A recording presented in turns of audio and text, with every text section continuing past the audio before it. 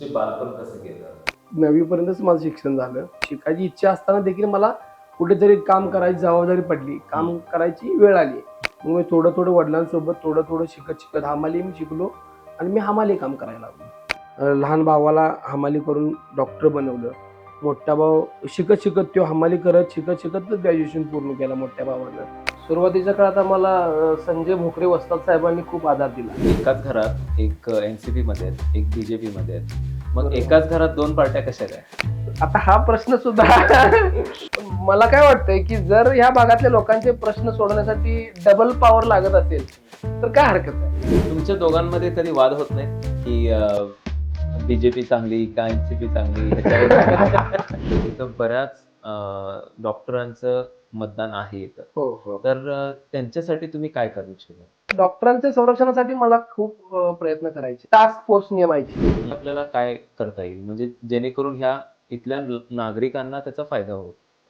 100 फुटी डीपी रस्ता हा मंजूर करायला पाहिजे सर्व. हा वॉर्ड आहे तो मिरज आणि सांगलीचा सेंटर भाग. तरी पण ह्या प्रभागाचा विकास झाला. त्याचे उत्तर मी देऊ शकणार नाही. त्यांचा पर्सनली प्रश्न आहे, त्यांनी काय विकास केला नाही. पण प्रश्न असा आहे की लहानपणापासून आजपर्यंत तिथं जे आम्ही नरक यातना आमच्या लोकांनी भोगले आहेत, आम्ही स्वतः भोगली आहेत. लोकांच्या डोळ्यासमोर डोळा लावून बघायचं धाडस आमचं कसं होईल जर आम्ही कॉम्प्रोमाइज करून जर विरोधकाची हात मिळवणी केली. तुम्हाला का त्यांच्यासाठी काम करू वाटतं अजून? 4,500 लोकांनी आम्हाला मतदान करून जो आमच्यावर विश्वास दाखवला, आम्ही जर थांबलो तर त्यांचा विश्वास कुठे डगमगेल. मग तुम्ही आतापर्यंत कोणकोणती कामं केलाय त्यांच्यासाठी? आमचं कुटुंबाचं कसं आहे की जेवढं देता येईल तेवढं द्यायचं. अशा अनेक प्रभावामध्ये विषय आहेत. आम्ही ते मार्गी लावायचा प्रयत्न करत असतोय सातत्याने. म्हणजे काय सत्ता नसल्यामुळं आमच्याकडे पद नसल्यामुळं ते मार्गी लागेल नाहीत, लागतील आज उद्या. आता मी येताना पण बघितलं की समतानगरला पोलीस स्टेशन नाहीये. त्याचं कारण काय आहे नेमकं? आमच्यासारख्या नागरिकांच्या दबावाखाली म्हणजे खूप प्रयत्न करून प्रशासनाला विनंती करून एक पोलीस चौकी आणली होती. पण मधल्या काळात पोलीस चौकीच गायब झाली आहे. काय दिसायचं आम्हाला दिसून झाले. म्हणजे आल्याला आवाज किती उचलायचा आणि प्रशासनाबरोबर किती भांडायचं. तुम्ही इतकं उघडपणे राजकारण लढताय तर तुम्हाला इतका सपोर्ट कुठून मिळतो? माझा बॅकग्राऊंड म्हणजे माझा असंख्य मित्र. माझे मित्र हेच माझी ताकद आहे. नमस्कार, मी सूरज पाटील पुनश्च एकदा तुमचं अनफिल्टर्ड महाराष्ट्र ऑफिशियल मध्ये स्वागत करतो. आज आपण प्रभाग क्रमांक 7 मध्ये आलो आहोत. अशा घरात की जे घर पूर्णपणे समाजकार्यासाठी वाहून घेतलेलं आहे. तर स्वागत करतो कोळेकर बंधूंचं. नमस्कार सर. नमस्ते. आपण एक साध्या प्रश्नापासून सुरुवात करूया या मुलाखतीची. मला तुमच्याबद्दल थोडीशी माहिती हवी आहे. प्लस तुमचे बालपण कसं गेलं, तुम्ही कोणत्या संस्कारातून मोठे झाला आणि तुम्ही कोणकोणत्या कष्टाला सामोरे गेला? माझं नाव आकाराम पप्पू परशुराम कोळेकर. माझं शिक्षण 9वी पर्यंत झालेलं आहे. महानगरपालिके प्रभाग क्रमांक 7 मध्येच शाळा नंबर 21 मध्ये माझं शिक्षण झालेलं आहे.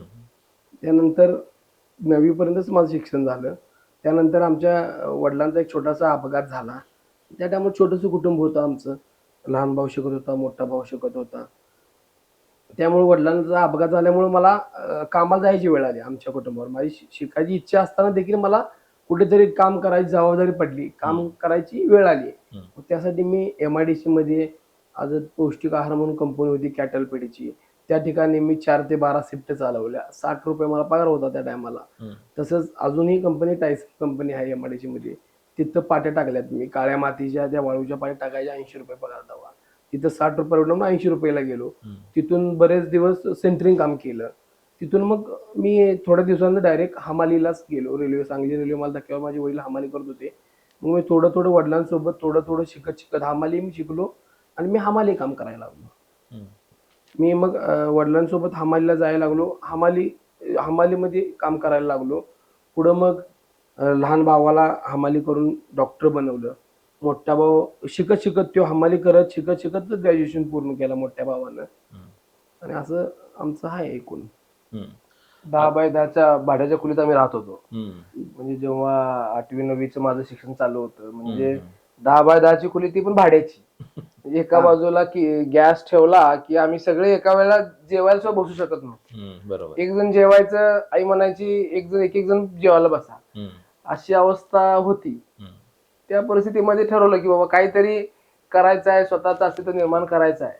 मग त्यामुळे आम्ही सगळ्यांनी कुटुंबांनी एकमेकाला आधार देत जसं आहे त्या परिस्थिती ऍडजस्ट होत गेलो. बरोबर. पप्पू दादांनी हमाली केली, त्यानंतर मोठा भाऊ पण हमाली करत एमआयडीसी मध्ये काम करत, कुठं काम मिळेल तसं मिळेल तसं त्यांनी बी.कॉम पूर्ण केलं. त्यानंतर मला त्यांनी शिकवून मी 12वी झाली.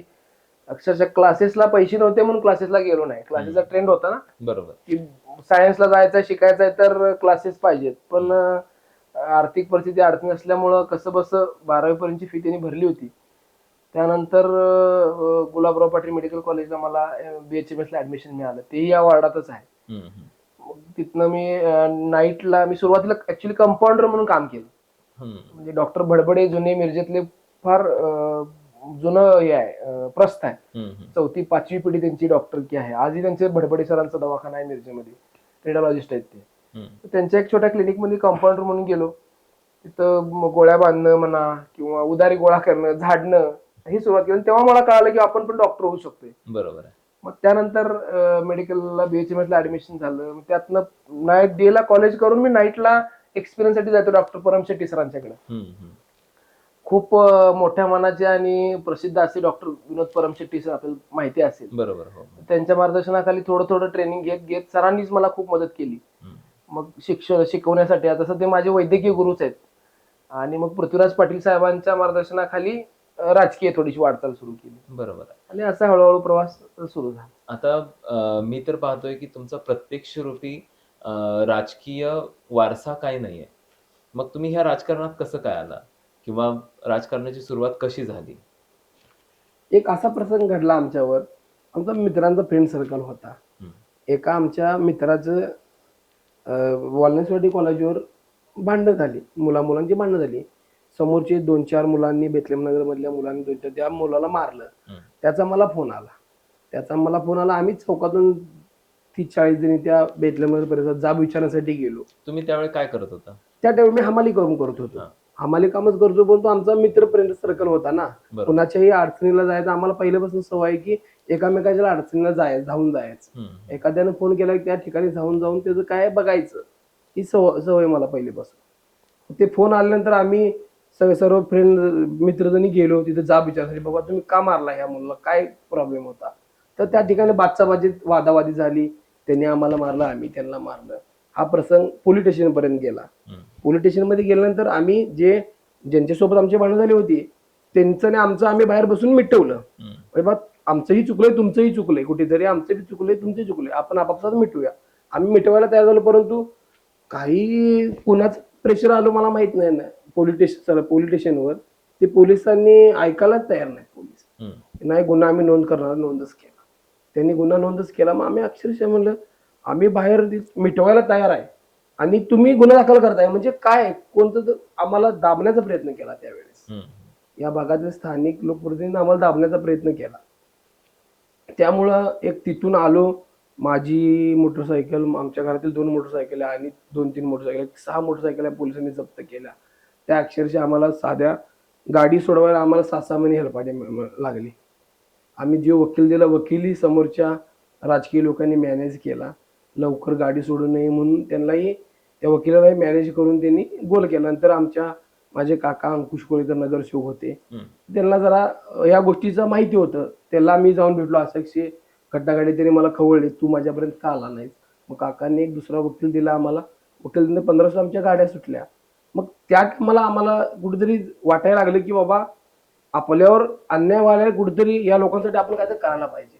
जशी आज माझ्यावर आपल्यावर वेळ आली तशी या भागातील नागरिकांच्यावर वेळ यायला लागली.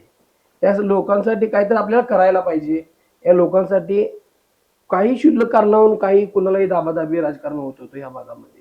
याला कुठंतरी थांबलं पाहिजे या मनात दृष्टिकोन घेऊन आम्ही या परिसरात कोणत्याही गोष्टीमध्ये पुढाकार घेऊन, आम्हाला कोणतेही राजकीय वरदस्त नसताना आम्ही या ठिकाणी आजपर्यंत संघर्ष करत आलो. बरोबर. सुरुवातीच्या काळात आम्हाला संजय भोकरे वस्ताद साहेबांनी खूप आधार दिला.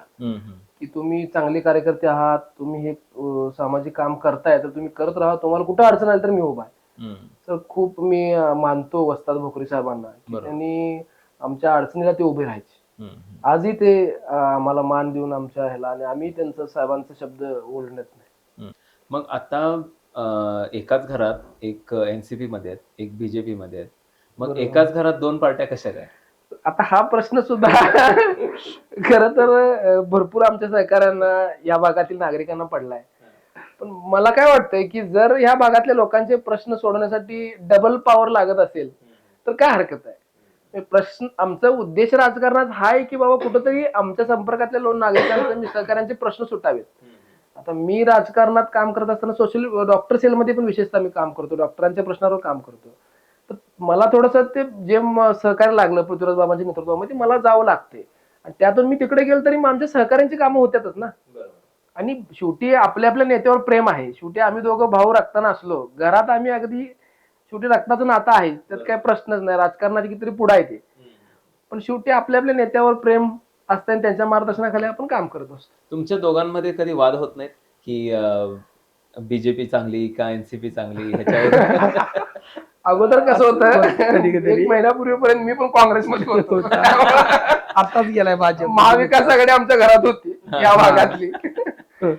पण आमचे नेते पृथ्वीराज बाबांच्यावर काय अन्याय झाल्यामुळं नाईलाज असतो आम्हाला जावं लागलं. आणि त्याच्यामध्ये माझी चीड काय होती की पक्षाचा माणूस साच्या विरोधात, पक्षाचा उमेदवार आणि पक्षातली लोक जर विरोध करत असेल तर मला ते अन्याय सहन नाही होत. त्यामुळे ते आमच्या नेत्यांचा असू दे किंवा सामान्य जनतेतला अन्याय झाला की मग संपलं. बरोबर. जेवढं आपण काय गरिबाची बाजू असू दे, सत्याची बाजू उचलायची आणि त्याला रेटायची, मग काय व्हायचं ते होते. बरोबर आहे. पहिल्यापासून तो आहे स्वभाव. आपण थोड्या वेळापूर्वी बोलत असताना तुम्ही सांगितलं की पप्पू दादांनी जर एक फोन केला तर जवळपास 50-60 मुलं एकत्र होतात. भरपूर जास्त. हा. मग तुम्ही मला सांगाल का एवढं नेतृत्व तुम्ही कसं काय शिकला किंवा कुठून शिकला? हे नेतृत्व मी पोरांच्यातच शिकलो. एखाद्या पोरग्याला कुठेतरी अन्याय झाला, त्याला कोणतरी दाबायचा प्रयत्न करतं एखाद्या कुटुंबाला, तिथं जाऊन थांबायचं.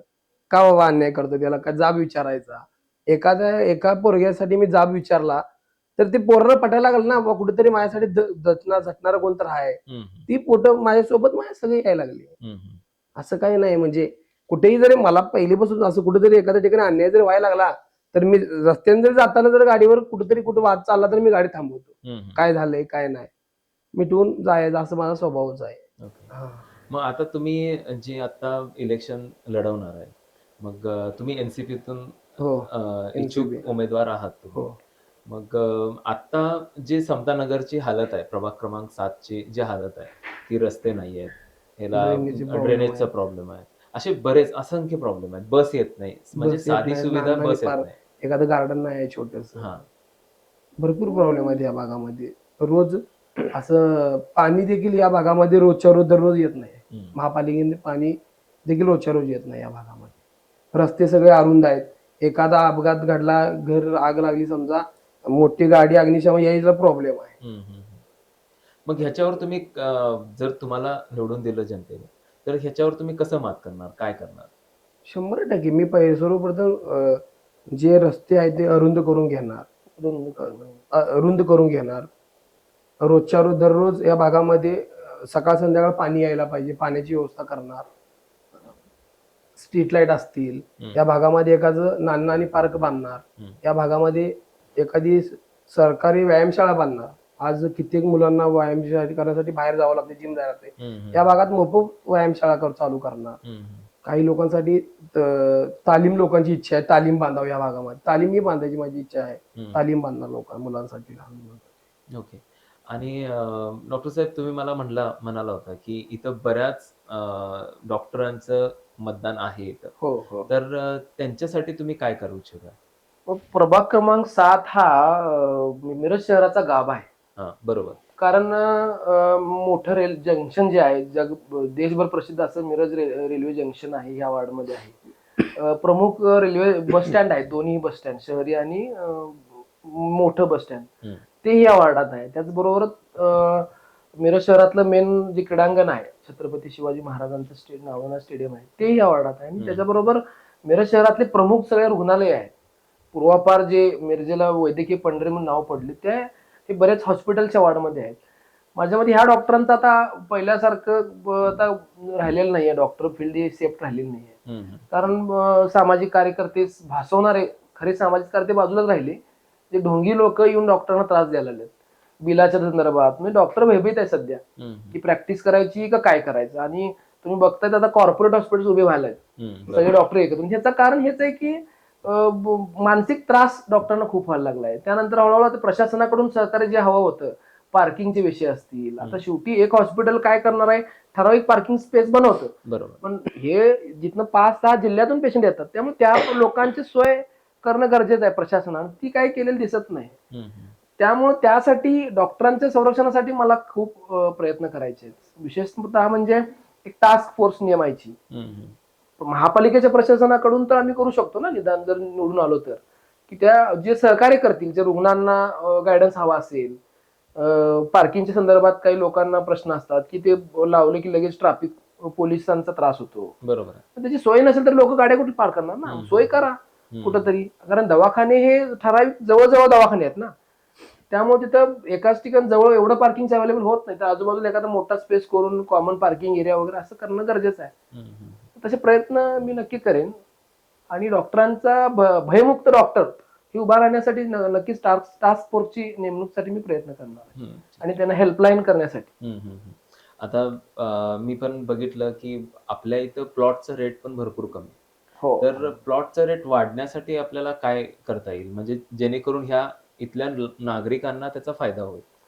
100 फुटी डीपी रस्ता हा मंजूर करायला पाहिजे सर्वप्रथम. या भागातून सांगली हायवेला रस्ता जोडणारा रस्ता रेल्वेच्या हद्दीतून जातोय. हा रस्ता पहिला कायमस्वरूपी मोकळा खुला करून घ्यायला पाहिजे. काही दिवसापूर्वी रेल्वे प्रशासनानं इथल्या नागरिकांना इथं नोटीस देऊन असं 3 दिवस अगोदर नोटीस दिली होती. ती नोटीस नगरसेवकांना नोटीस दिली होती. नगरसेवकांना लोकप्रतिनिधी नोटीस दिली होती नगरसेवकांना. पण त्या नगरसेवकांनी तिथं काही केलं नाही, तर ते रेल्वे प्रशासनाने गेट बंद केलं होतं. मग त्या टायमाला हे मला समजलं. सर्वप्रथम मी त्या ठिकाणी जाऊन बसलो. माझ्याकडे अजून फोटो आहेत ते. मी बसल्यानंतर माझे सहकारी जाणारे लोक माझ्यासोबत आंदोलनाला बसले. म्हणजे कुठेतरी मला याचं श्रेय मिळेल या भावनेनं लोकांना, नगरसेवकांना कोणतरी सांगितलं. तेही आले, त्या आंदोलनात सहभागी झाले. आणि नंतर हा प्रश्न मग त्यांनी पालकमंत्र्यांना बोलवलं. त्या टायमाला पालकमंत्री सुरेशभाऊ खाडे होते, ते आमदार साहेब, ते आले. मग त्यांनी हा गेट खुला केला आणि आमची कलेक्टर साहेबांवर मिटिंग लावली की आता तरी हा लवकर हा गेट बंद करू नका. त्या टायमाला आश्वासन दिलं होतं त्यांनी, परंतु अजून त्याची काही मार्गी लागलेलं नाही. असं लेखी काही रेल्वेनं कायमस्वरूपी खुला किंवा असं कोणताही ते प्रश्न अजून मार्गी या लोकप्रतिनिधी लावलेला नाही. यासाठी त्यांनी काही प्रयत्नही केलेले नाही. मला तर असं उलट त्यांनी जे आंदोलन होतं ते आंदोलन रद्द व्हावं रद्द यासाठी प्रयत्न केले. मग लोकांना म्हणाले की उठा, चला आपण कलेक्टर ऑफिसला जाऊया, हे तिथं करूया, मंत्री सांगूया. महोदय आहेत, कलेक्टर साहेबांच्या बरोबर आहेत, आपण तिथं विषय मिटवूया. जेणेकरून इथली लोक एकदा हल्ली ते भासवलं आंदोलन ते पार लोकांना. घडलं. तो विषय परत नगरसेवकांना सोपं झालं होतं की ब्लॉक होऊ दे, कारण त्यांना ऑलरेडी नोटीस आल्या होत्या. त्यांनी करायला पाहिजे ऍक्शन ना, बरोबर. त्यांनी घेतलीच नाही. आणि राज्यात सरकार यांचंच, केंद्रात सरकार यांचंच आणि महापालिकेचं यांचं सरकार. आणि आम्ही विरोधात, आम्हाला कुणाला सपोर्ट मिळायचं अवघड झालं. मग आम्ही ठाम राहिलो, जनता पण आमच्या सोबत ठाम राहिली की बाबा हा आम्ही, तुम्ही गेट म्हणताय ना, आम्ही खुल्याशिवाय म्हणलं, उठायचं नाही. गेट उघडल्याशिवाय आम्ही हलणार नाही.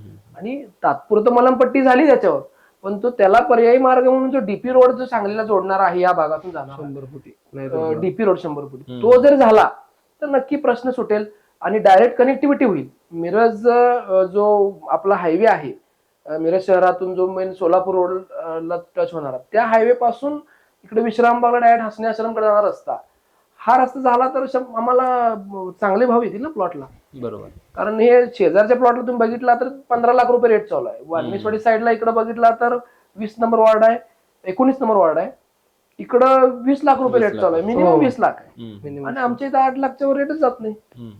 हे सुविधांचा अभाव असल्यामुळेच आहे ना. सुविधा घेणं गरजेचं आहे. आणखीन एक प्रश्न मला विचारावंसं वाटतंय की आपले आजोबा कैलासवासी रामभाऊ कोळेकर यांच्याबद्दल पण बऱ्याच गोष्टी ऐकलेल्या आहेत, बऱ्याच लोकांनी पण सांगितलेल्या आहेत. तर त्यांच्याबद्दल तुम्ही काही किस्से सांगाल का, किंवा त्यांचे काय अनुभव सांगाल का तुम्हाला? रामभाऊ कोळेकर हा एक खूप दानशूर असा नेता होता. समाजवादी पार्टीचा सांगली जिल्हाध्यक्ष स्वर्गीय नागनाथ अण्णा नायकोडी यांच्या क्रांतिसिंह नागनाथ अण्णांच्या बरोबर काम केलेलं आमचं आजोबा, त्यांचं एक एक वेगळं वलय होतं. म्हणजे सामान्य माणसावर कुठे अन्याय होते ते मागचा पुढचा विचार न करता डायरेक्ट घुसायचे. कुठल्याही मॅटर असू दे, काही असू दे, अडचण कुठलीही असू दे, त्यांच्यावर आलेला माणूस मोकळ्या हाताने कधी परत गेला नाही. एक आता ऍक्च्युली आम्ही लहान असताना त्यांचं निधन झालं, जेवढं आम्हाला राजकारी सामाजिक एवढं समजत नव्हतं, पण आम्हीच बरेच लोकांच्याकडनं किस्से ऐकले. एक नदाप नावाचं एक कुटुंब होतं, गरीब परिस्थितीत त्यांच्या मुलगीला ब्रेन ट्युमर झाला होता आणि त्याचं सर्जरी त्या काळी माझ्या मते 25-30 वर्षापूर्वी त्याच्या सर्जरीचा खर्च होता साधारणतः 65,000 रुपये. ती त्याचे त्या मुलीचे पप्पा अगदी निराश होऊन आजोबांच्याकडे येऊन भेटून सांगत होते की बाबा असं असं आहे, सर्जरी आहे. तर तात्काळ आजोबांनी त्यांना 25,000 रुपये खिशातनं काढले. बरोबर. आणि हे घे, ट्रीटमेंट चालू कर, आणि काय लागलं तर मी आहे. अशा पद्धतीचे अनेक खूप आम्हाला लोक किस्से सांगतात की बाबा मला मदत केली. आम्हाला खूप अभिमान वाटतोय की काय त्यांनी काम केलं एवढं. पण केली आता माझ्यामध्ये 15-20 वर्ष झाली त्यांना जाऊन, पण त्यांचं नाव आजही अजरामर आहे. आता आपण जसं बघितलं की हा वॉर्ड आहे जो हा वॉर्ड आहे तो मिरज आणि सांगलीचा सेंटर भाग आहे, जिथून 1 किलोमीटरवर रेल्वे स्टेशन आहे, 1 किलोमीटरवर कलेक्टर ऑफिस आहे आणि बऱ्याच गोष्टी इथून जवळ आहेत भरपूर. तरी पण ह्या प्रभागाचा विकास झाला नाही. मग त्याचं काय काय कारण असू शकतंय की का विकास झाला नाही? ते विकास झाला नाही हे जबाबदारी याला लोकप्रतिनिधी ह्या भागात कशामुळे केली नाही, काय झालं हा त्यांचा प्रश्न आहे. त्याचे उत्तर मी देऊ शकणार नाही. त्यांचा पर्सनली प्रश्न आहे, त्यांनी काय विकास केला नाही, काय झालं, त्यांचे काय प्रॉब्लेम होते, त्यांना माहिती असणार. कारण आम्हाला जनतेकडे मिळत होती की सत्ता नाहीये, सत्ता नसल्यामुळं फंड मिळत नाही वगैरे.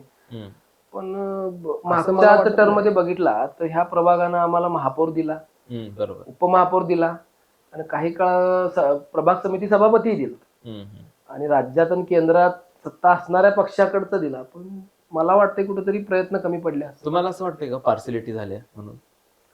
पार्सिलिटी म्हणण्यापेक्षा इच्छाशक्ती कमी पडली असं म्हणायला हरकत नाही. म्हणजे जिद्दीनं करायला पाहिजे होतं. मी आता ऍक्च्युली कसं, मी या भागात राहतो, त्यामुळे मला वाटतं की मी जाताना चिखल लागला की अरे माझ्या भागात चिखल आहे, माझा प्रश्न आहे.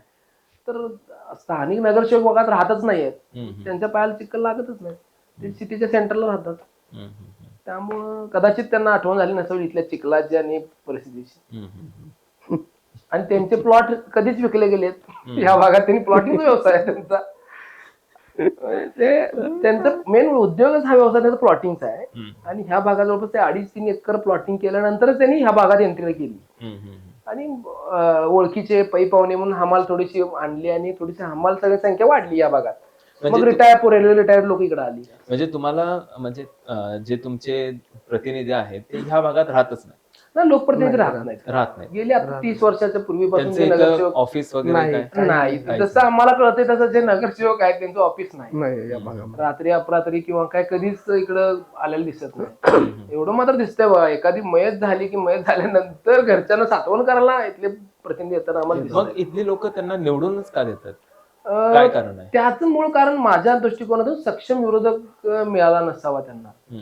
कारण पूर्वीचा इतिहास बघितला तर ज्यांनी विरोधात निवडणूक लढली ते त्यांचेच प्रचारक झाले.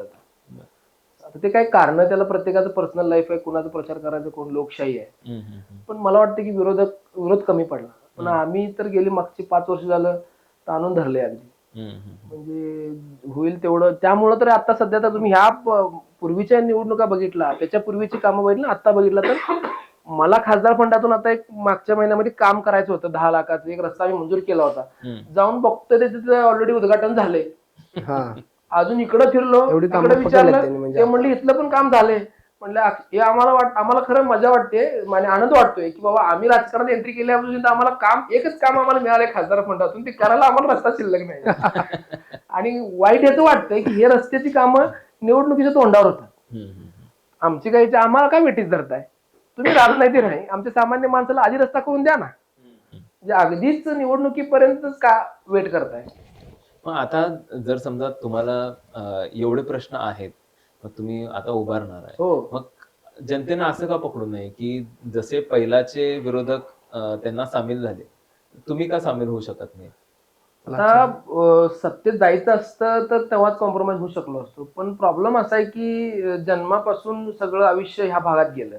पहिलीच्या शिक्षणापासून मेडिकल शिक्षण पूर्ण होण्यापर्यंत ह्या वॉर्डामध्येच मी शिकलोय. तर ते प्रत्येक स्टेपला जेव्हा लोकप्रतिनिधीची आठवण यायची, रस्त्यांचे प्रश्न असतील किंवा स्ट्रीट लाईटचे प्रश्न असतील, पाणी पुरवठा, अगदी माझ्या घराला लाईट येण्यासाठी 1.5 वर्ष आम्ही हेलपाट मारत होतो. बाप. की ह्या घरामध्ये जेव्हा लाईट येईल एमएससीबीला अर्ज केला तर सिस्टीम कशी आहे की खांब नाही आहेत, लाईट नाही आहेत. हे जे आम्ही वर्ष 1.5 वर्ष हेलपाटी मारलोय, तर ते मनातलं निघतंय का? आणि माझ्यासारखे कितीतरी लोक आहेत तिकडं, मग मी कॉम्प्रोमाइज करून मी काय मिळवणार आहे आता? त्यामुळं विरोध पत्करायलाच चालेल आम्हाला, म्हणून या भागाचा विकास करण्यासाठी नाही कॉम्प्रोमाइज होऊ शकत. कॉम्प्रोमाइज करून फायदा करून घ्यायचा तर शक्य झालं असतं. पण प्रश्न असा आहे की लहानपणापासून आजपर्यंत तिथं जे आम्ही नरक यातना आमच्या लोकांनी भोगले आहेत, आम्ही स्वतः भोगले आहेत. जर शाळेला जायचं म्हटलं तर मराठी मिल जवळ जो रेल्वे ब्रिज आहे, तो थोडा जरी पाऊस पडला की पूर्ण भरतो. तर ते जायलाच येत नाही शाळेला. ते झालं. थोडं इकडच्या भागामध्ये आला तर सगळे चिखल पूर्ण रस्त्यांचे प्रश्न आहेत. घंटागाडी आमच्याकडे आठवड्यातनं एकदा दोनदा आली तर आली, नाही तर नाही. पाण्याचा प्रश्न आहे. आता तर तुम्ही सगळीकडे बघितलं असाल मध्यंतरी काळामध्ये ड्रेनेज तुंबून लोकांच्या घरामध्ये पाणी शिरले. म्हणजे ड्रेनेजचं पाणी आपल्या घरात आपण इमॅजिन करू शकतो काय? ही परिस्थिती आता आम्ही रोज तर राहणार आहे.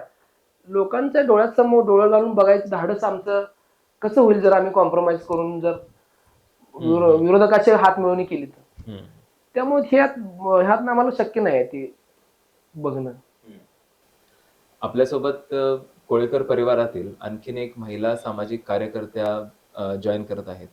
तर त्यांच्याबद्दल आपण थोडंसं जाणून घेऊ.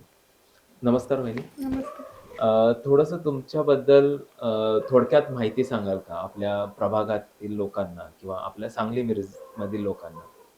नमस्कार. माझे नाव सौ शीतल आकाराम उर्फ पप्पू कोळेकर. माझे शिक्षण D.Ed कम्प्लीट झाले आहे.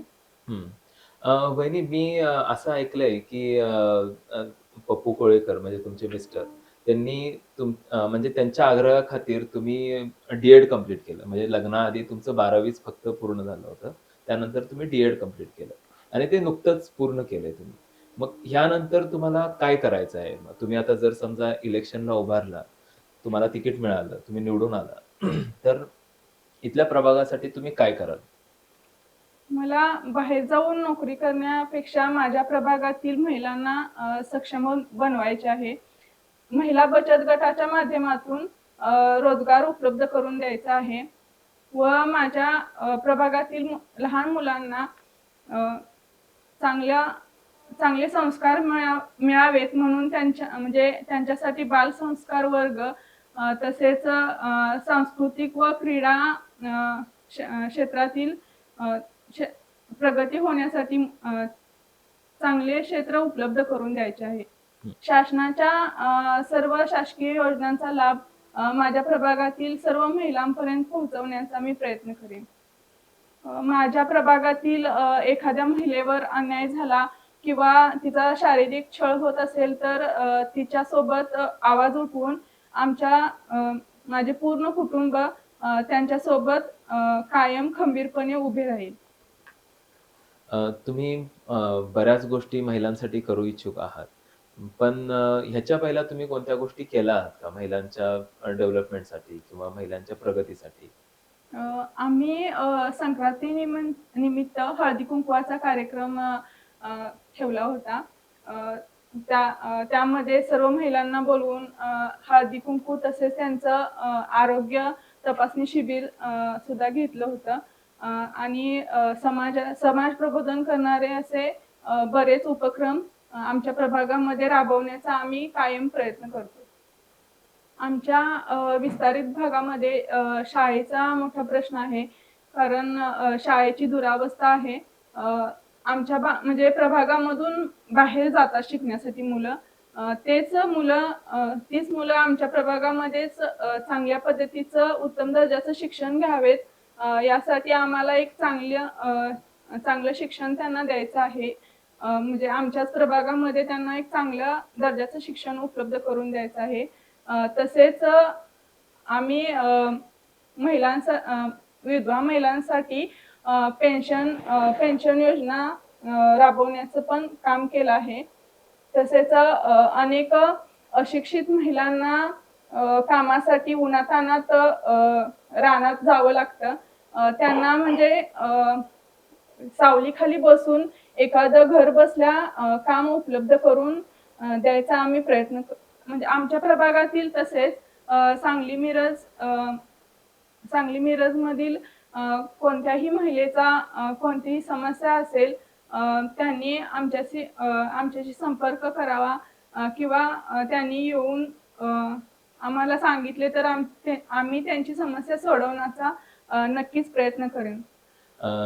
धन्यवाद बहिणी, तुम्ही आपल्या बरोबर जॉईन झाल्यासाठी. आणि तुम्हाला जर उमेदवारीचं तिकीट मिळालं तर तुम्हाला खूप खूप शुभेच्छा. तुम्ही निवडून यावं आणि महिलांसाठी भरपूर प्रयत्न करावेत, भरपूर गोष्टी आणाव्यात, याची तुम्हाला शुभेच्छा. धन्यवाद. हे आमचे मोठे बंधू नमस्ते. धर्मा कोळेकर ग्रॅज्युएट आहेत आणि आमचे लेबर कॉन्ट्रॅक्टिंगचा उद्योग दादा सांभाळतात. मला एक प्रश्न विचारावा असं वाटतोय, म्हणजे तुम्ही तीन भाऊ आहात.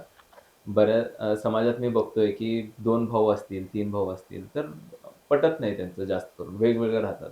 पण तुम्ही अजून देखील एकत्र आहात, त्याचं कारण काय? त्याचं कारण म्हणले आमचे वडिलांचे हे संगोपन. वडिलांचं जे शिक्षण आहे, वडिलांचं शिक्षण 0 असलं तरी समाजात कसं वावरायचं, कसं जगायचं आणि एकजुटीची जी ताकद आहे ती आमच्या पहिलेपासून जी पिढ्यानपिढ्या चालत आलेली आहे, ती दिलेली एकजुटी ताकद आम्ही अजून ती वापरतोय. त्यामुळे अजून आम्ही एकत्र आहे. मागल्या 5-7 वर्षापाठीमागे आम्हाला फोडायचं किंवा हे प्रयत्न झाले पण ते सक्सेस झाले नाही आतापर्यंत. मग त्याचं कारण काय सक्सेस झाले नाहीत याचं?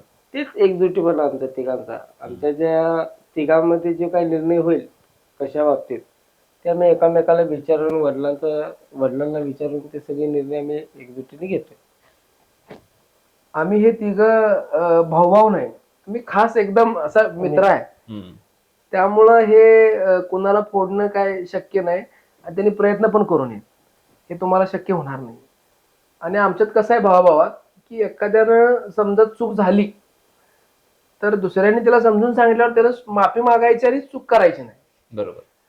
आणि चुकत असेल तर लगेच दुसऱ्यानं कान पकडायचे, पण छोटा असू दे मोठा असू दे. त्यामुळं एकमेकाला कधी असं हे नाही होत की तो युगो राहत नाही भावाभावांच्या मध्ये. बरोबर. की बाबा हा तो लहान जरी असला तर त्याचं बरोबर आहे तर त्यांनी मान्य करायचं. आणि लहानाचं किंवा मोठ्यात चुकलं की लगेच त्यांनी माफी मागून ती परत चूक करायची नाही. आणि कधी भावाभावांना कधी प्रॉपर्टी असेल, आर्थिक असेल, कधी एकमेकाला कधी फसवणूक नाही. इव्हन आमच्या आजोबा असतील किंवा आमचे सख्खे काका वगैरे असतील, ते काका पण आमच्या अजून एकत्र आहेत, फक्त राहायला इकडे नाही आहे, ते गावी राहतात. बरोबर. पण आमच्यात तो एक पूर्ण पिढ्यानपिढ्याचे बॉन्डच आहे की बाबा एकमेकाला सपोर्ट करत राहणं. आणि प्रसंग कुठलाही असू दे, म्हणजे तुम्ही मला म्हणाल तर तुम्ही अडचणीमध्ये पहिल्यांदा तुम्हाला कोणा आठवेल असं जर तुम्हाला प्रश्न विचारला तर मी पहिला भावालाच फोन करेन. बरोबर. की असा मग प्रसंग न सांगण्यासारखी जर अडचण असेल तर ती भावालाच सांग. त्यामुळे हे एक आमच्या नात्यांमधले एक आहे. आणि आमच्या आई वडिलांचं जे आहे बॉन्ड, सगळ्यांना आम्हाला जे मार्गदर्शन आहे की समजून घेऊन चालायचं, ते आम्ही कंटिन्यू करतो, प्रसंग कुठलाही असू दे. मस्त. अशीच तुमची भावाभावांची जी मैत्री आहे ती नेहमीच राहो, ही माझी इच्छा आहे. आता मी बऱ्याच लोकांकडून ऐकलंय की तुम्ही वॉर्डातली बरीच कामं करताय आणि मागच्या वेळी तुम्ही निवडणूक ही लढला होता, पण तुम्हाला पराभव पत्करावा लागला. आता मला हा प्रश्न पडतोय की जर इथल्या जनतेने तुम्हाला मागच्या वेळेला हरवलं असेल किंवा जिंकून दिलं नसेल, तरी देखील तुम्ही त्यांच्यासाठी बरीच कामं करताय. मग त्याचं कारण काय, की तुम्हाला का त्यांच्यासाठी काम करू वाटतंय अजून देखील?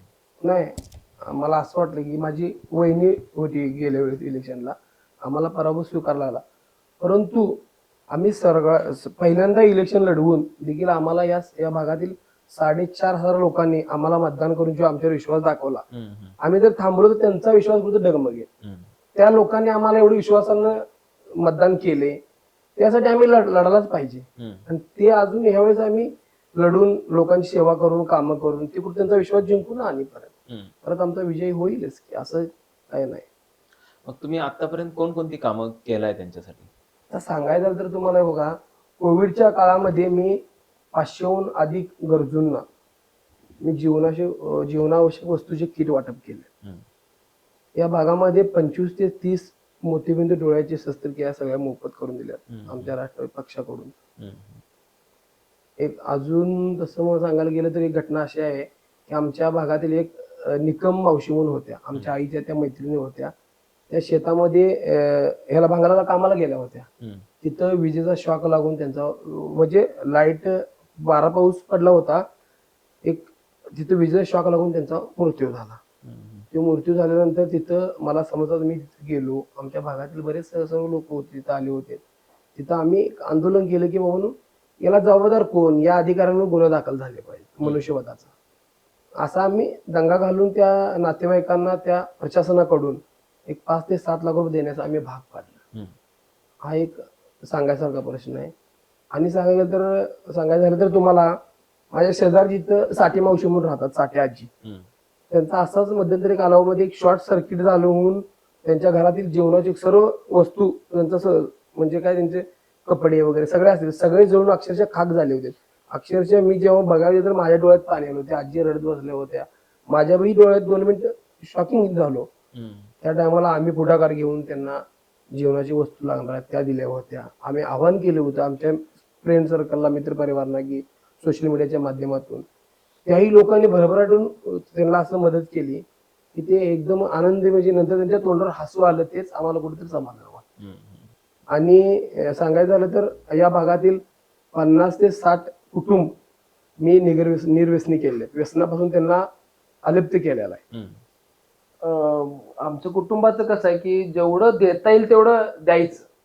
आपल्याकडं आहे आणि ते आपल्यालाच लागणार आहे असं नाही, त्यातलं काहीतरी कुणाला देऊ शकतोय, चेहरा आनंद देऊ शकतोय.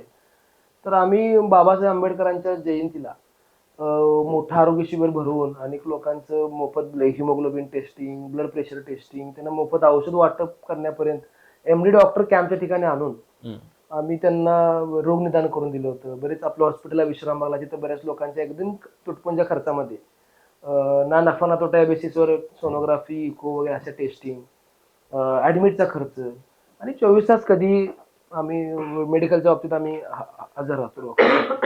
अशा पद्धतीने वेगवेगळ्या मदत आमच्या कंटिन्यू चालू असतात कुटुंबाच्याकडून. परवाच गुरुपौर्णिमे दिवशी हा प्रभाग कसा आहे, याच्यामध्ये आमचे लोक सगळे भोळी भाबडी देवाला श्रद्धेनं चालणारी आहेत. श्रद्धेचा भाग म्हणून आम्ही बाळूमामाच्या भक्तांसाठी खास करून बाळूमामाच्या पालखीच्या त्या प्रमुखांना विनंती करून बाळूमामाची पालखी प्रथमच या भागात आम्ही आणली होती. 4 ते 5 हजार लोकांनी बाळूमामाचं दर्शन घेतलं आणि त्याचं आम्हाला खूप समाधान वाटलं की बाबा आमच्या पुढाकारानं अनेक लोकांना बाळूमामाचं दर्शन घ्यायला मिळतंय. त्याबद्दल आम्हाला खूप समाधान वाटलं. विशेषतः वैद्यकीय क्षेत्रातील डॉक्टरांचा अन्याय जेव्हा झाला तर तेव्हा मी तर स्वतःहून पुढाकार घेऊन माझ्या त्यावेळेच्या डॉक्टरशील वैद्यकीय पदाच्या माध्यमातून डॉक्टरांच्या अन्यायाबद्दल मोर्चा काढला. त्या तत्कालीन तिथले SP-ना निवेदन देऊन त्या डॉक्टरांची बाजू मांडली होती. त्यानंतर लगेच तात्काळ त्याच्यावर कारवाई पण झाली होती.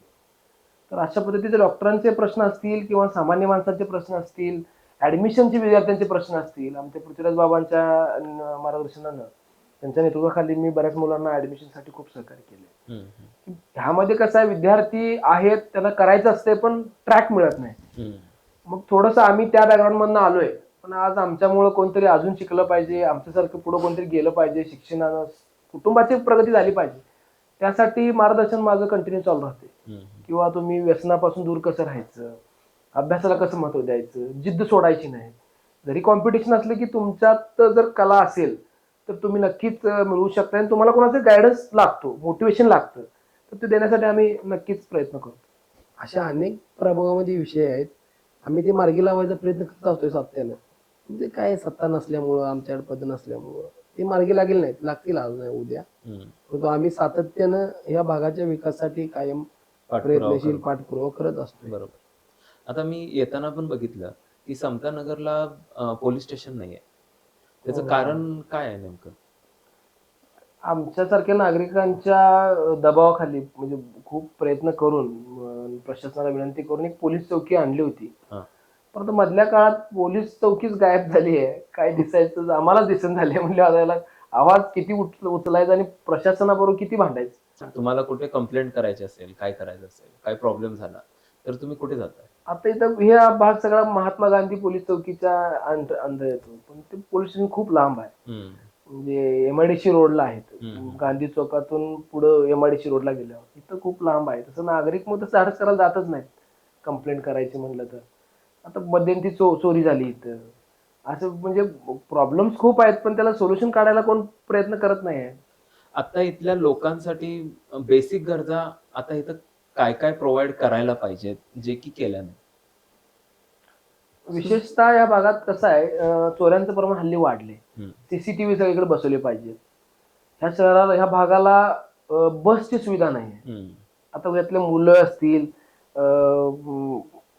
लहान मुलं असतील किंवा MIDC वर्कर असतील जे छोट्या मोठ्या ऑफिसमध्ये काम करणारे लोक आहेत त्यांना स्वतः चालत जाण्याशिवाय पर्याय नाही. इथून पुढे 2 किलोमीटर जो सांगली मिरज रोड आहे तिथपर्यंत हं. त्यांना ऑप्शन नाही. त्यासाठी इथं बस सेवा चालू होणं गरजेचं आहे.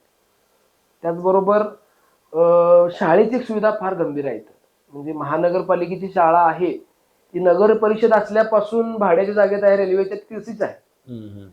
आणि तिथं कोण जाणार तर अगदीच म्हणजे काहीच ऑप्शन नाही ना अशी लोक तिथे ऍडमिशन घेणार. हं. हं. आणि शाळेचा दर्जा तसं तर सुविधा पण बऱ्यापैकी नाहीच आहेत. त्यामुळे कोण तिथे शाळेत विद्यार्थी घालणार. क्रीडांगणाचा अभाव आहे. त्या मुलांना तर सुखसुविधा नसल्यामुळे जात नाहीत.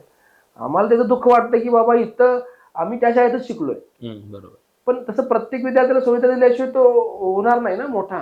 हं. ते प्रभागाचं नाव किंवा या परिसरातील मुलं जर पुढे गेली तरच या लोकांचं कल्याण होईल. हं. त्यासाठी शाळेची सुविधा फार गंभीर आहे. मला वाईट वाटतं इथले एखाद्या प्रायव्हेट मोठ्या मोठ्या शाळांची विद्यार्थ्यांच्या बसेस इकडे येतात आणि इथले विद्यार्थी घेऊन जातात. हं. इथं का सुविधा होऊ शकत नाही. शाळेचे बरोबर. आरक्षण आहे असे प्लॉट आहे तिथं शाळेचं आरक्षण आहे पण तिथं शाळा दिसत नाहीत आम्हाला. विशेष प्रयत्न काय दिसत नाही. बाग बगीचे वगैरे आहे तिथे? प्रभाग 7 मध्ये सर्वात मोठं मिरज शहरातलं एक डॉक्टर बाबासाहेब आंबेडकर उद्यान आहे. हं. पण ते मिरज शहराच्या मध्यभागी आहे. मध्यभागी. बरोबर. पण हा जो आमचा समतानगर, माणिकनगर, गंगानगर, चौगुले प्लॉट हा जो विस्तारित भाग आहे लक्ष्मीनगर असेल, शांतीनगर असेल ह्या भागाला मात्र खूप मोठा प्रश्न आहे की वयस्कर लोक ज्येष्ठ नागरिकांनी जायचं कुठं. हं. हं. मग क्रीडांगणाचा अभाव आहेच आणि उद्यानाचा अभाव आहे. नाना पार्क एखादा असायला पाहिजे होतं की बाबा एक वयस्कर लोक जाऊन गप्पा मारत बसतील. बरोबर. पण ते नाही दिसत. छत्रपती शिवाजी स्टेडियम जे आहे ते ह्याच प्रभागात आहे. हो हो हो मग त्याची दुरावस्था भरपूर आहे. हो मग आहे. त्याबद्दल तुम्ही काही प्रयत्न करताय का? किंवा पहिले जे आता प्रशासनात आहेत त्यांनी काही प्रयत्न केलेत का? आतापर्यंत आम्ही बघतोय की त्या क्रीडांगणाचा फक्त राजकीय कामापुरता वापर केल्यासारखं दिसतोय. हं. कारण निवडणूक आली की तेव्हा याला एवढे लाख कोटी आले तेवढे कोटी आले नुसता घोषणाच. हं. पण ते कोटी गेले कुठं तेच कळत नाही. सगळे खेळाडू मिरज शहरातले खेळाडू सगळे आता आंदोलनाच्या तयारीत आहेत. आंदोलन केलंय पण त्यांनी. हं. हं. पण ते काय फक्त बातमीमध्येच आम्हाला कळतं की इथं निधी मंजूर झालाय. हं. पण प्रत्यक्ष तुम्ही क्रीडांगणाची अवस्था बघितला तर तिथे एक 7-8 फुटापर्यंत पाणी साचलेलं असतं. हं. बरोबर आहे. म्हणजे खेळाडूंनी खेळायचं कुठं. हं. मग खेलो इंडियाचं स्वप्न आहे ते कसं पूर्ण होणार मला प्रश्न आहे हा. बरोबर आहे. मिरजेमध्ये बरेच फुटबॉल प्रेमी आहेत. हा, त्यांना खेळायला जागा नाहीये. चालेल. मग तिथं पावसाळ्यात तर भरपूर दुरावस्था होते. मध्यंतरी मी ऐकलं होतं की थोडंफार काहीतरी करून घेतलं होतं, पण ते काही सक्सेसफुल झालं नाही. आणखीन ह्या वॉर्डामध्ये तुम्हाला कोणकोणते प्रश्न जाणवत आहेत की जे सॉल्व्ह करणं गरजेचं आहे? तसं बघायला गेलं तर हिंदू धर्म मिरजेमध्ये हिंदू धर्म शाळा परिसर आहे. तिथं आतमध्ये अक्षरशः स्वच्छतेच्या पासून घाणीचं साम्राज्य आहे त्या परिसरामध्ये. तसंच पुढं आलं तर चंदनवाडी आहे. त्या ठिकाणी ड्रेनेजची व्यवस्था नाही आहे. किती वर्षापासून ड्रेनेज जाऊन त्या ठिकाणी व्यवस्था नाही आहे ड्रेनेजची. तिथून पुढं आलं तर भगतसिंग झोपडपट्टी होती आमच्या इथं. त्या लोकांचं काही पुनर्वसन झालेलं नाही. हं. म्हाडा कॉलनीसारखी एखादी कॉलनी व्हायला पाहिजे होती. त्या लोकांना पुनर्वसन करायला पाहिजे होतं. महापालिकेने घरं द्यायला पाहिजे होती. तेही कुठेही मिळाले नाही. त्या लोकांसाठी कोण प्रयत्न केलेला दिसत नाही आहे. रेल्वे तसेच- स्टेशनच्या परिसराच्या आसपास जे बाजूला राहतात लोक, त्यांच्यावर रेल्वे प्रशासन कारवाई करते. निवडणुकीच्या डोळ्यासमोर ठेवून कारवाई थांबवल्या, पण त्याच्यावर ठोस पर्याय असं काढताना दिसत नाहीये. आमदार साहेबांच्या माध्यमातून काहीतरी करता येऊ शकते, पण थोडीशी इच्छाशक्ती कमी पडते. डॉक्टर बाबासाहेब आंबेडकरांसारखे उद्यान आहे, त्या उद्यानामध्ये अक्षरशः खेळणी मोडलेली आहेत. त्या उद्यानाची दुरवस्था आहे. छत्रपती शिवाजी महाराजांचं तर स्टेडियमचं तर दुरवस्था झालेलीच आहे, तिथंही प्रॉब्लेम आहे. मराठी मिल चाळपासून मान्यगरला येणारा रस्ता, हा जो प्रमुख रस्ता आहे, हा तो रक्षा अक्षरशः खड्डेमय झालेला आहे. धुळीचं साम्राज्य आहे त्या ठिकाणी, अंधार आहे, स्ट्रीट लाईट नाही आहे त्या रस्त्याला. सांगली वेस सारखा भाग असेल, तिथे व्यायामशाळा म्हणा, सांगली वेस कैकाडी समाज गल्ली आहे, तिथंच बाजूला धनगर समाज, कुंभार गल्ली, धनगर गल्ली असेल, या भागात व्यायामशाळाचं फार म्हणजे नाहीच आहे. व्यायामशाळा कुठंतरी प्रशासनाच्या माध्यमातून प्रयत्न करून क्रीडा विभागाकडून तिथं व्यायामशाळा मंजूर करता आली असती, तर आम्ही नक्की त्यासाठी प्रयत्न करून ते करणारच. आता या वॉर्डमध्ये तुम्ही जसं सांगितलं त्या पद्धतीनं भरपूर प्रगती होणं बाकी आहे. भरपूर प्रश्न लोकांचे हे राहिलेलं पेंडिंगवर आहे. होय. तर जर समजा लोकांनी, जनतेने जर तुमच्यावर विश्वास ठेवून तुम्हाला निवडून दिलं, तर तुम्ही पहिल्या 100 दिवसांमध्ये किंवा पहिल्या 3 महिन्यांमध्ये तुम्ही अशी कोणकोणती कामं गॅरंटेड तुम्ही करू शकाल? सर्वप्रथम मी या भागामध्ये मुबलक पाणी देईन, सकाळ संध्याकाळ 2 टाइम. रस्ते सगळे रुंद करून घेईन, जेणेकरून 2 गाड्या जावं. जरी अपघात झाला एखादा, काही ॲम्ब्युलन्स आत जाणार आहे, 2 गाड्या पास व्हावं, या प्रकारे रस्ता रुंद करून घेणार. परत रेल्वे ब्रिज पाशी कायमस्वरूपी पाणी साठलं असतं, त्या रेल्वे प्रशासनानं तिथं पाठपुरावा करून तिथला प्रश्न मार्गी लावून तिथनं पाणी साठायचं बंद झालं पाहिजे, हा करेन.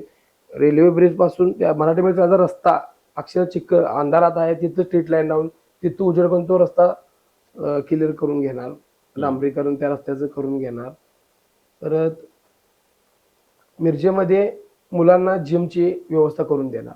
एखादं ज्येष्ठ नागरिकांसाठी विरंगुळा केंद्र बांधणार. डॉक्टर बाबासाहेब आंबेडकरांचं उद्यान आहे, त्या उद्यानाला 100% मी तिथले आत खेळणे असतो दे, जिथं काही तिथं सुविधा आहे ती करणार. छत्रपती शिवाजी महाराज स्टेडियम आहे, फुटबॉल आपल्या मिरजे लोकांचं भरपूर लोक फुटबॉल तिथे खेळतात, त्या स्टेडियमचं जे काय प्रश्न आहे ते सगळे मार्गी लावणार.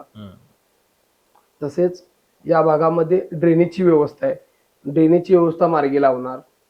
या भागातील मुस्लिम ख्रिश्चन समाजाचा एक प्रमुख प्रश्न आहे की हा दफनभूमी, हा 100% मी मार्गी लावणार. कारण या लोकांची वारंवार सत्याने मागण्यापर्यंत हे लोकपर्यंत या ठिकाणी अपयश ठरलेले आहेत, यांच्यासाठी यांनी काही प्रयत्न केले नाहीत. हा प्रामुख्याने या 100 दिवसात मी पहिला प्रश्न मार्गी लावला. भटकी कुत्रे मात्र ह्या भागात सगळ्या पूर्ण वार्डामध्येच खूप त्रास देत आहेत. मग तिकडं मराठी मिल चाळ असेल, त्याच्या बागी शिवाजीनगर परिसर असेल, हिंदू धर्मशाळा परिसर असेल, आणि या समतानगर परिसरामध्ये शेकडोच्या झुंड भटकी होतात. नेमकं गाडी यायच्या वेळेला की काय माहित नाही, ते त्यांच्या कर्मचाऱ्यांच्या पाठीमाग लावून तो प्रश्न, ते एकदा ते भटके श्वान त्यांना घेऊन जाण्यासाठी ती पथकाला आम्ही जोर लावून नेलं पाहिजे त्यांना, आणि त्यासाठी आम्ही आग्रही राहणार.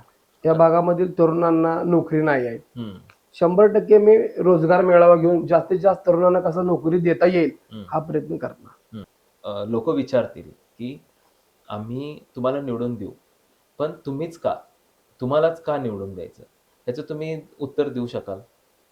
म्हणजे मी या भागात राहतोय, या भागातील काही प्रश्न आहेत, या प्रश्नांची मला जाणीव आहे. सर्वप्रथम बघायला गेलं तर या भागामध्ये राहतोय, जाता येता लोक मला या भागातील प्रश्न मला जाणीव आहे.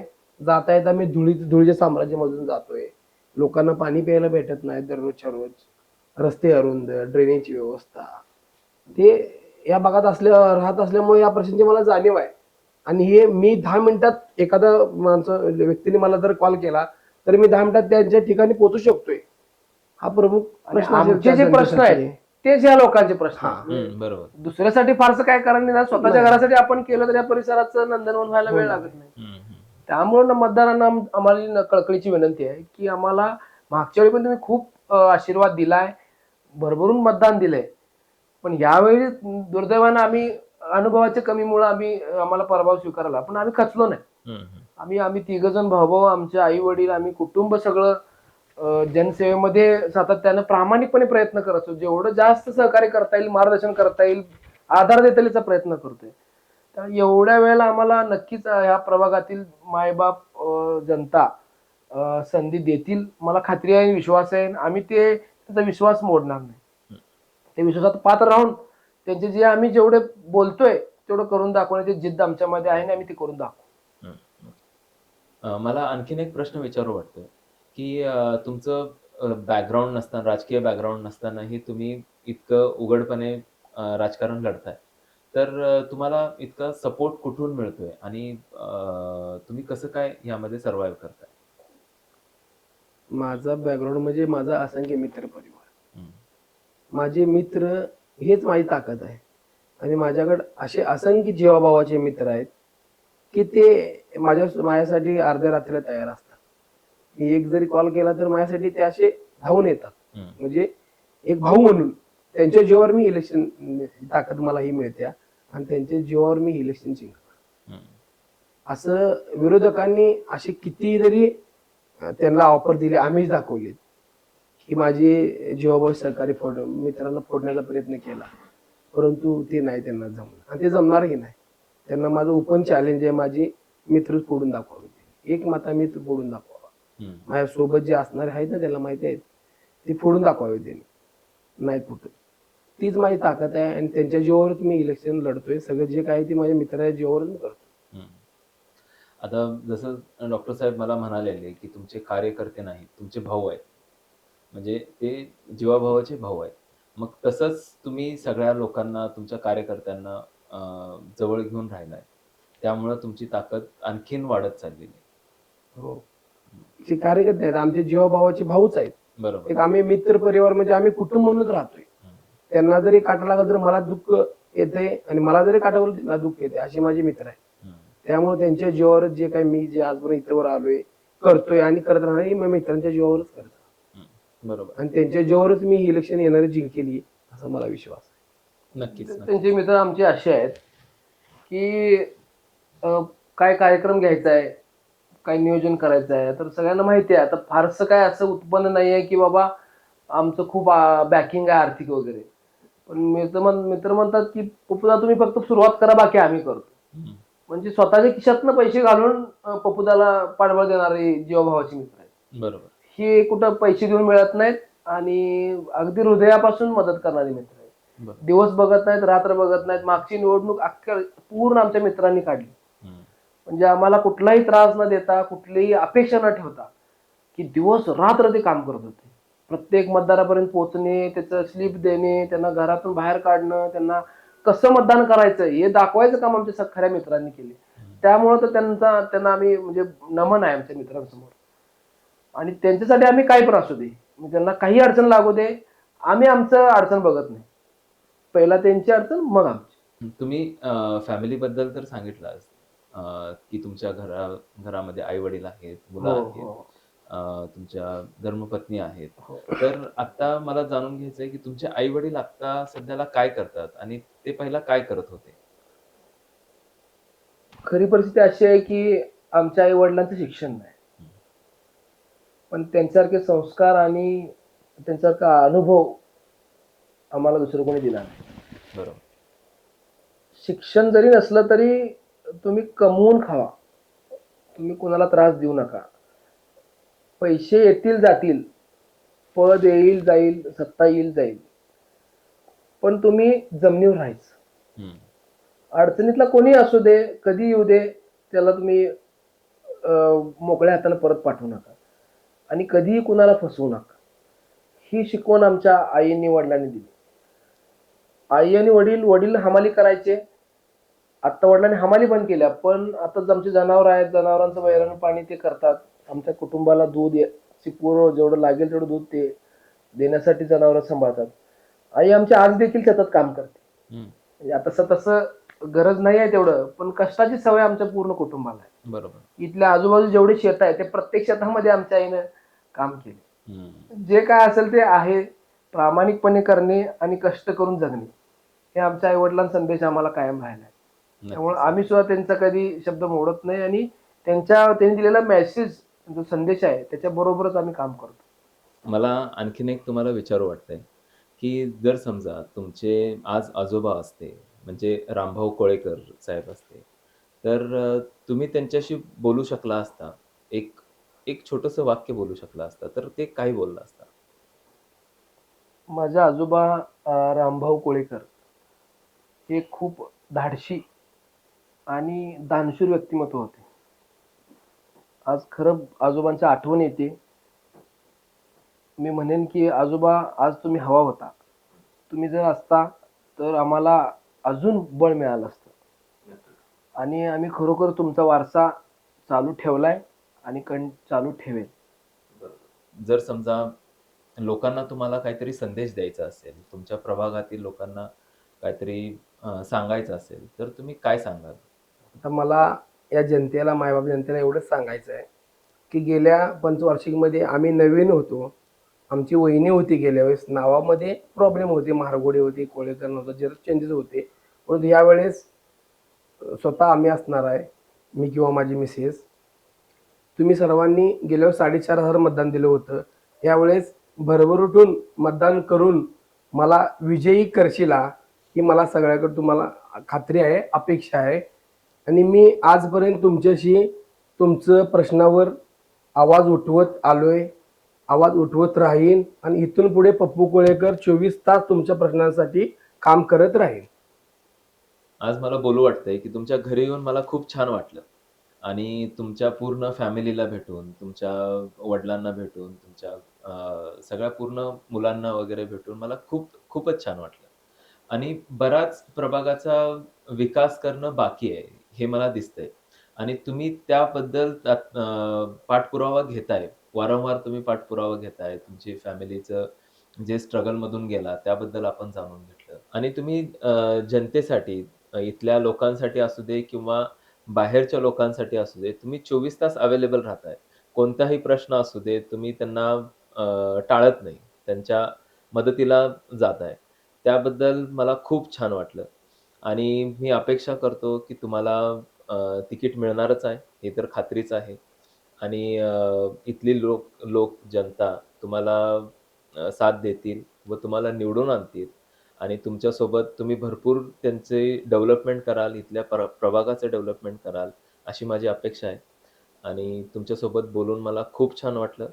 पुढच्या राजकीय वाटचालीसाठी आणि सामाजिक वाटचालीसाठी तुम्हाला खूप खूप शुभेच्छा. धन्यवाद. धन्यवाद.